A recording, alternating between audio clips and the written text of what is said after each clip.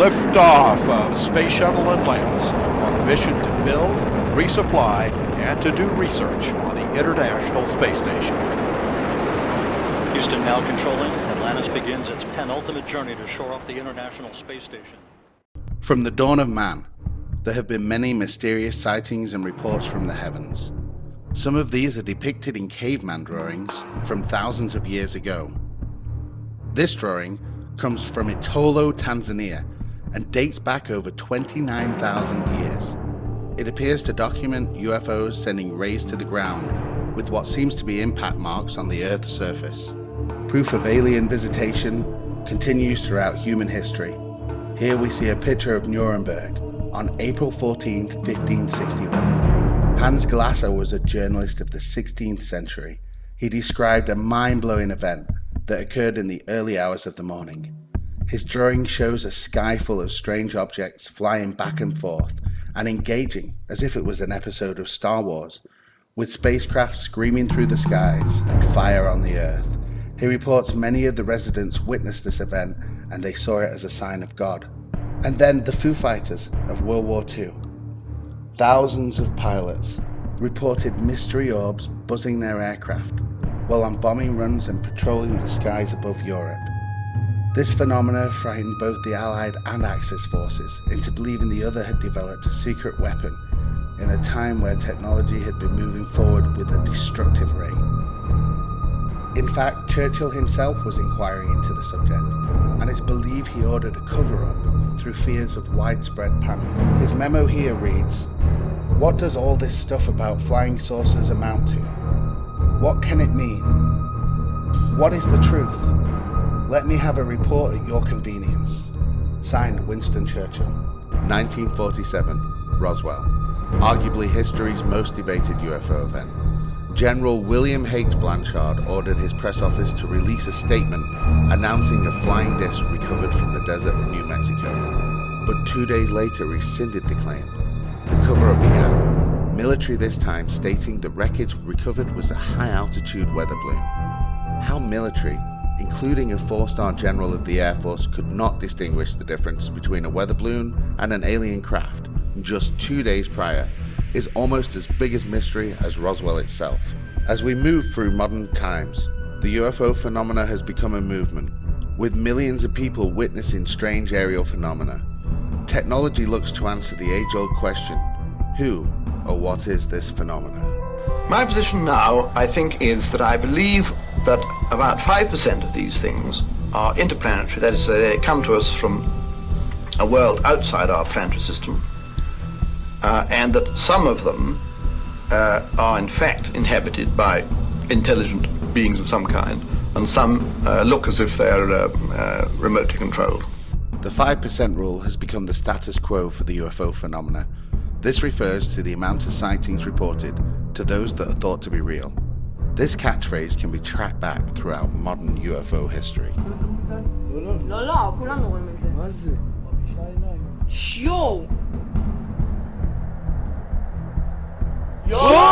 I investigated each and every one of them, and I found that about 80% could be explained, 15% insufficient data, but 5% extremely interesting. Here are some of the most compelling cases in recent UFO history that fit the 5% club. Rendlesham Forest. Over a 2-day period starting December 28, 1980, this nuclear-armed airbase located in Britain was subject to an invasion of unidentified flying craft. In this Larry King interview on CNN, Colonel Holt describes what he witnessed. The next series of events. While we were in the field investigating, and we were actually looking for maybe burn marks on the ground from what was apparently dripping off this object, we noticed 3 objects to the north in the sky. They initially were elliptical. They were illuminated with multiple lights and were moving at high speed in sharp angular patterns. We noticed 2 objects to the south. One of them approached us at very high speed and sent down a beam. I would equate it now to a laser beam at our feet. Who's the we, Colonel? There were 5 of us. I took 5 people out to investigate. What did your command superiors say? At that time, my superiors were silent. It was 2 or 3 o'clock in the morning. I was communicating with the command post. I did take an audio tape. In fact, I brought the original tape recorder with me. It's a little linear tape recorder that I carried around the base. And I made a tape recording, which is about 15 or 20 minutes long. It's rather famous now. And did you play it for them? Oh, definitely. I played it the next day. What did they say? Well, my boss took it to the 3rd Air Force commander to the staff meeting the following Wednesday and played it for the staff. The reaction of the staff, from what I'm told, is they didn't know what to do. And the general at that time said, well, it happened off the installation. It's a British matter. Let the British handle it. We found a small blast, what looks like a blasted or scrubbed up area here. We got very positive readings. What we assume is a landing site, all having abrasion, facing in the same direction towards the center. Never seen a pine tree as the damage react that fast. The indentations look like something twisted as it got, as it sat down on them. Looks like someone took something and sat it down and twisted it from side to side. Very strange. Getting a definite heat reflection off the tree, about 3 to 4 feet off the ground. Yes, where the spot is. Same place where the spot is. We're getting that heat. Spot on the tree directly behind us. I picked up the same thing, and one off to your right. 3 trees in the area, immediately adjacent to the site, within 10 feet of the suspected landing site. We're picking up heat reflection off the trees. This is eerie. This is strange. We are getting an indication of a heat source coming out of that center spot. We're hearing very strange sounds out of the farmers burning our animals. It's very, very active, making an awful lot of noise. Yeah, it's a strange, small red light. Looks to be out maybe a quarter to half mile, maybe further out. See if you can get the star scope on it. The light's still there, and all the barnyard animals have gotten quiet now. Weird. It appears to be maybe moving a little bit this way. It's brighter than it has been. It's coming this way. It is definitely coming this way. Pieces of it are shooting off. There is no doubt about it. This is weird. Okay, we're looking at the thing. We're probably about 200 to 300 yards away. It looks like an eye winking at you. It's still moving from side to side. And when you put the star scope on it, it sort of has a hollow center, a dark center. It's like the pupil of an eye looking at you and winking. Past the farmer's house and across in the next field, now we have multiple sightings of up to 5 lights with a similar shape and all, but they seem to be steady now rather than a pulsating or glow with a red flash. We just crossed the creek, and we're getting what kind of readings now? Getting 3 good clicks on the meter, and we're seeing strange lights in the sky. Here he comes from the south. He's coming toward us now. Now we're observing what appears to be a beam coming down to the ground. This is unreal. And the flash is so bright to the star scope that it almost burns your eye. Another compelling case study is Japan Airlines Flight 1628. On November 17th, 1986, Captain Kenju Teriyuchi was flying from Paris to an airport near Tokyo, Japan. They were on the Reykjavik to Anchorage section of the flight. At 5:11 p.m., the crew witnessed 2 unidentified flying objects to their left. These objects rose from below and closed in on the aircraft. Those 2 craft then departed, and a much larger disc-shaped object started trailing them. It was as if they had been scouted and hunted down. For the next 50 minutes, they were pursued by this unearthly craft through the Alaskan darkness. That forced the pilots to request a change of course from the air traffic control. The pilot stated they had to get away from that object.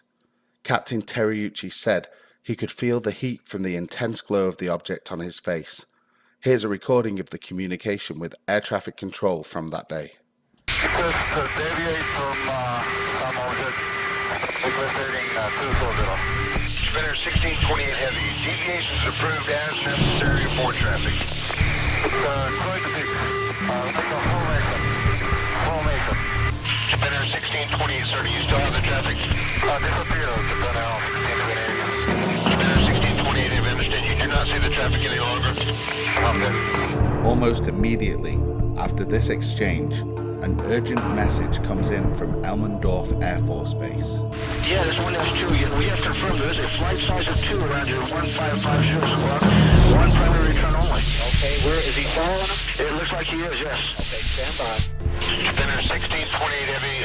Military radar advises they are picking up an intermittent primary target behind you. In trail, I say again. Do you have anybody to scramble up there, or do you want to do that? Oh, we're going to talk to your liaison officer about that. it's starting to concern of Japan Airlines making a 360 now, still falling. Okay, we're calling military desk on this. With military radar confirming the alien craft, and a pilot with over 10,000 hours of flying experience, this makes JAL 1628 one of the best documented cases in UFO history. It's worth noting that Captain Teriyuchi was grounded by Japan Airlines for talking to the press, and was only reinstated as a pilot years later. With all the evidence and compelling information out in the public domain, it would be unimaginable that any denial would be in existence. Yet the very force that the people lock into power continues to subdue vital information on the very subject that could well unlock humanity's destiny. The cover-up dates back years. In 1952, General John Sanford held a press conference after government research into the subject of UFOs. I am here to discuss the so-called flying saucers. The Air Force interest in this problem has been due to our feeling of an obligation to identify and analyze to the best of our ability anything in the air that may have the possibility of threat or menace to the United States. In pursuit of this obligation, since 1947, we have received and analyzed between 1,000 and 2,000 reports that have come to us from all kinds of sources. Of this great mass of reports, we have been able adequately to explain the great bulk of them, explain them to our own satisfaction. We've been able to explain them as hoaxes, as erroneously identified friendly aircraft, as meteorological or electronic phenomena, or as light aberrations. However, there have been a certain percentage of this volume of reports that have been made by credible observers of relatively incredible things. It is this group of observations that we now are attempting to resolve. Our basic difficulty in dealing with these is that there is no measurement of them that makes it possible for us to put them in any pattern that would be profitable for a deliberate, custom sort of analysis to take the next step. We have, as of date, come to only one firm conclusion with respect to this remaining percentage, and that is that it does not contain any pattern of purpose or of consistency that we can relate with to any conceivable threat to the United States.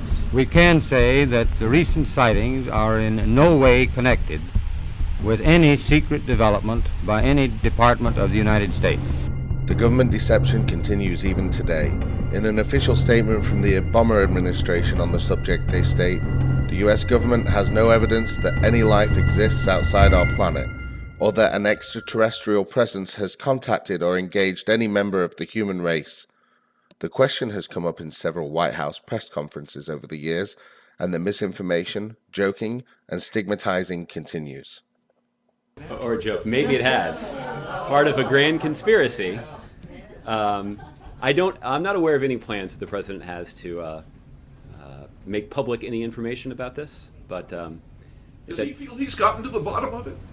Well, I know that he has joked publicly before about one of the benefits of the presidency is having access to that information. I don't know whether or not he has availed himself of that opportunity, but if we have more on this, we'll let you know. At night, under cover of darkness? Potentially. But this is no joking matter, and although planet Earth's only superpower refuses to acknowledge the evidence other world governments have, the Mexican government released this footage of unidentified objects tracked by their fighter jets on March 5th, 2004, 11 UFOs invading their sovereign airspace. Y van a una velocidad, pero 1, 2, 3, 4, 5, 6, 7, 8 en la pantalla. Síguelo, no lo cierres.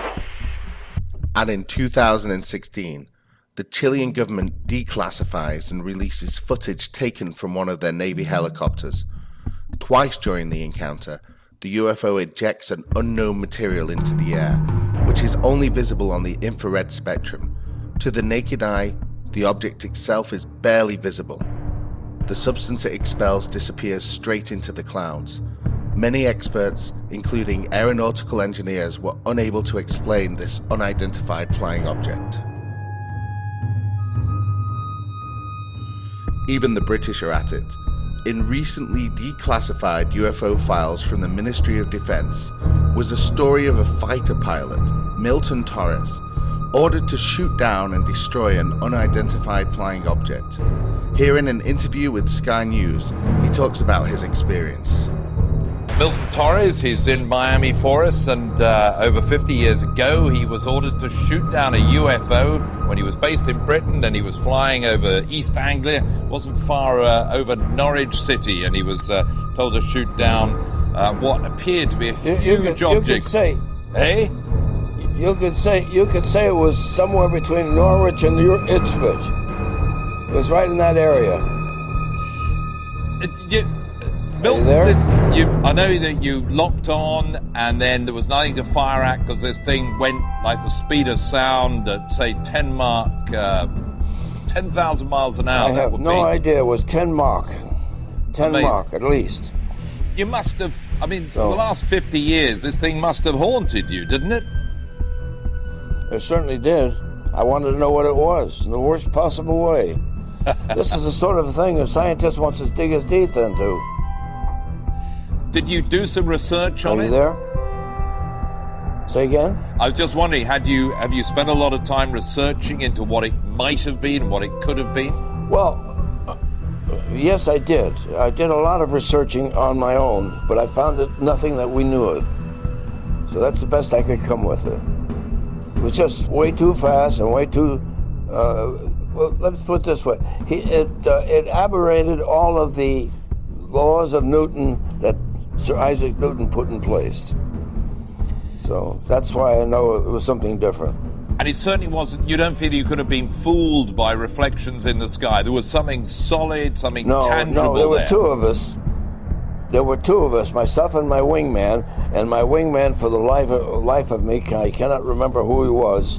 But whoever he was, I just didn't know who the hell besides myself could be seeing this. So that was two radars up there, not just one, and the GCI radar as well. When you went up to fly again after that, did you always think I might see it again? Well, I always hoped, but I never saw it again. And what about other pilots? Did you ever talk to other pilots about it? Did other pilots say, yes, I've seen talked something? to several others. I've talked to several of them, and most of them have said they've seen something, but they didn't know what it was. But presumably, and that's about the bottom line. But everybody like you presumably was sworn to silence and sort of threatened by the government to keep your mouth shut or lose your job. Well, let me tell you why it was so scary to me. They promised to take me out of my airplane, and I loved my airplane more than I loved anything, including my mother. So as far as I was concerned, that was heresy to talk like that. So when they said that, they got my obedience. Sounds like they got your attention, and you got ours as well. Milton Torres, it's been a pleasure talking to you here on Sky News. Thank you very much for joining us from Miami. And yet, even as its allies declassify select information on this phenomena, the American institutions remain tight-lipped. The one country in the world qualified to know and take us into the age of disclosure continues to evade and deceive this solid evidence that only the meek-minded could deny, and the reason why may be more frightening than a hostile alien invasion itself. Now, this conjunction of an immense military establishment and a large arms industry is new in the American experience. The total influence, economic, political, even spiritual, is felt in every city, every state house, every office of the federal government. We recognize the imperative need for this development, yet we must not fail to comprehend its grave implications. Our toil, resources, and livelihood are all involved. So is the very structure of our society. In the councils of government, we must guard against the acquisition of unwarranted influence, whether sought or unsought, by the military-industrial complex. the potential for the disastrous rise of misplaced power exists and will persist. We must never let the weight of this combination endanger our liberties or democratic processes. We should take nothing for granted. Only an alert and knowledgeable citizenry can compel the proper meshing of the huge industrial and military machinery of defense with our peaceful methods and goals, so that security and liberty may prosper together. Akin to and largely responsible for the sweeping changes in our industrial military posture has been the technological revolution during recent decades. In this revolution, research has become central. It also becomes more formalized, complex, and costly. A steadily increasing share is conducted for, by, or at the direction of the federal government. Today, the solitary inventor, tinkering in his shop, has been overshadowed by task forces of scientists in laboratories and testing fields. In the same fashion, the free university, historically the fountainhead of free ideas and scientific discovery, has experienced a revolution in the conduct of research. Partly because of the huge costs involved, a government contract becomes virtually a substitute for intellectual curiosity. For every old blackboard, there are now hundreds of new electronic computers. The prospect of domination of the nation's scholars by federal employment, project allocations, and the power of money is ever present and is gravely to be regarded. Yet in holding scientific research and discovery in respect, as we should, we must also be alert to the equal and opposite danger that public policy could itself become the captive of a scientific, technological elite.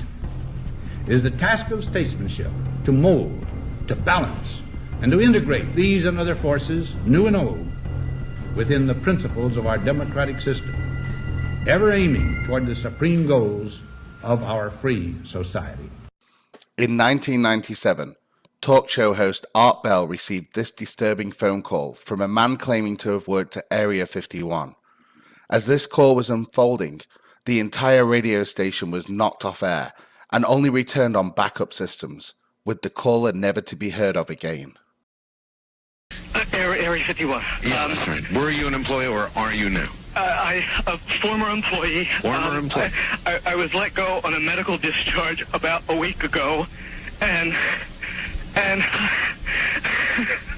I've kind of been running across the country. Oh man, I don't know where to start. They're gonna they'll triangulate on this position really soon. You can't spend a lot of time on the phone, so give us something quick.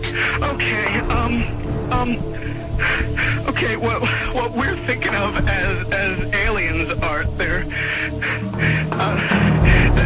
extra dimensional beings that an earlier precursor of the space program made contact with.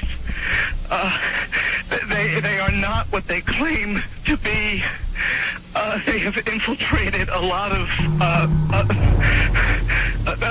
aspects of the military establishment, particularly the Area 51. The disasters that are coming, the military, the government knows about them, and there's a lot of safe areas in this world that they could begin moving the population to now. But they're not doing anything. They are not. They want the major population centers wiped out so that the few that are left will be more easily controllable. If this call was legitimate, it would mean that the human race would be in imminent danger and would explain an alien agenda far darker than one could imagine. The aliens won't let it happen. You reveal all their secrets.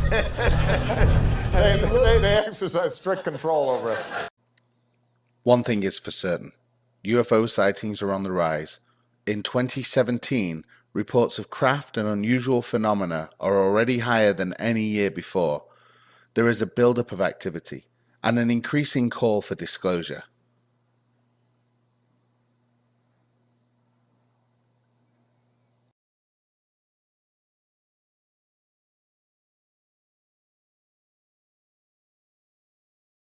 With even past presidents now alluding to something locked away deep inside the circle of secrecy, it would seem we are heading towards a penultimate conclusion to this age-old question. I got a letter from 13-year-old Ryan from Belfast. Now, Ryan, if you're out in the crowd tonight, here's the answer to your question. No. As far as I know, an alien spacecraft did not crash in Roswell, New Mexico in 1947. And Ryan, if the United States Air Force did recover alien bodies, they didn't tell me about it either, and I want to know. Tell me about the time you once saw a UFO. Well, I was the district governor of 56 Lions clubs in southwest Georgia, and I had to visit all the Lions clubs and make a speech. And I was outside a school lunchroom one night, right before sundown. It was getting dark, and we were getting ready to eat supper. And I and about 25 men were standing around, and all of a sudden, in the western sky, we saw a strange light coming toward us, a round light, and it got closer and closer, and right above the pine trees, it stopped. And then it began to change colors from blue to red to white. And then it stayed there for a while. We were all aghast. We didn't know what it was. And then it just disappeared into the west. That was the end of it. So it was a genuine UFO in that it was an unidentified flying object. It's time to prepare. The baton is now passed to you, the believers, the knowers, the truthers. Share this movie on to friends and family, and to anyone who will listen. And don't forget, join us on our journey of disclosure.